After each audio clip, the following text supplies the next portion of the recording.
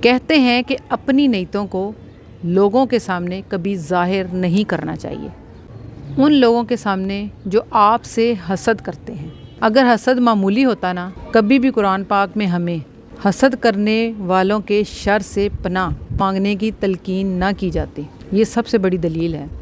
حسد ہوتا ہے اور لوگ کرتے ہیں، اور اپنی ضروریات کو پورا کرنے کے لیے رازداری سے کام کیا کریں، کیونکہ ہر نعمت والے سے حسد کیا جا سکتا ہے۔ آپ تو اپنے بھی حسد کرتے ہیں۔ پہلے ہوا کرتا تھا کہ غیر حسد کرتے تھے۔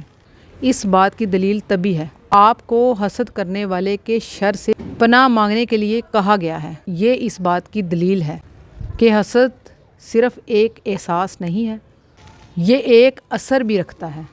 ہر خوشی ہر کسی کے ساتھ بانٹنا ضروری نہیں ہوتا، اسی لیے میں کہتی ہوں کہ ہر شخص دل سے خوش نہیں ہوتا۔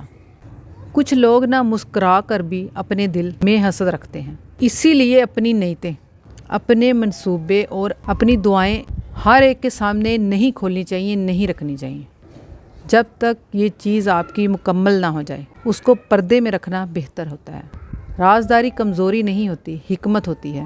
اور یہ بھی یاد رکھیں، نعمت جتنی بھی بڑی ہو، آزمائش بھی اتنی ہی بڑی ہوتی ہے۔